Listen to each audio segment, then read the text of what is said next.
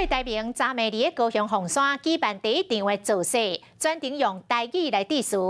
伊讲当初是烦恼着人民无疫苗，即摆是烦恼战争随时可能会爆发。伊向支持者来话话，讲政府袂做的阿明来做。郭台铭更加来指控着蔡政府阻挡疫苗。伊讲伊去年的5月要采买 BNT 的疫苗，总统有派代表去甲要求袂使买，讲因为台湾已经有家己的疫苗了。针对着郭台铭的指控，总统府是透明背会来公布着采买时间表。总统府讲，2021年的6月，英灵基金会表达要寄付着疫苗的意愿了后，卫福部食药署6月12就核发着许可。总统阁伫6月18邀请着郭台铭到总统府来会面。总统府讲，政府无阻挡疫苗，讲郭台铭是不实的指控。有一个朋友呢，甲我载，伊话抢人起来，后我拍 BNT 啦，多谢你。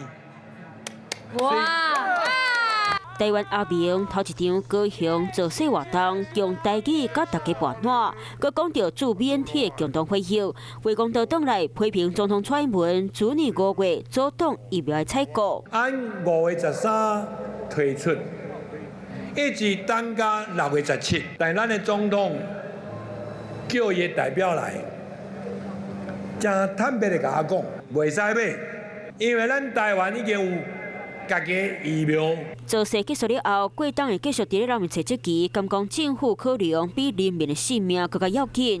对这件代志，总统府发声明讲，政府无人阻挡疫苗的采购。郭台铭的讲法无实在，嘛讲到2021年英灵基金会表达关疫苗的意愿了后，同年6月7日送件申请，卫福部小署6月12核发允准，总统6月18邀请郭台铭伫咧总统府见面，嘛伫咧7月7完成签采购合约，再和完成寄付合约的签订。蔡英文总统跟他的幕僚应该讲实话，再三的砍拖，甚至于反驳，我觉得只让民众觉得更厌恶。跟一个县市设一个核电厂啊是一样的荒谬，每一天都必须语不惊人死不休。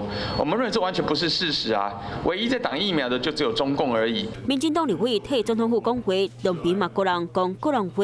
其实有没有挡疫苗台湾人民都看在眼里了，大家自然就会有公平把所有的历史翻出来。我想我在这里不再多说。敢有人阻挡这疫苗的采购，无人知影。若特别选举咯，这采购的老新闻，佮正做攻防的焦点。华视新闻看起来，赶快订阅我们的华视新闻 YouTube 频道，欢迎按赞、订阅、开启小铃铛，最新最及时的资讯要提供给你。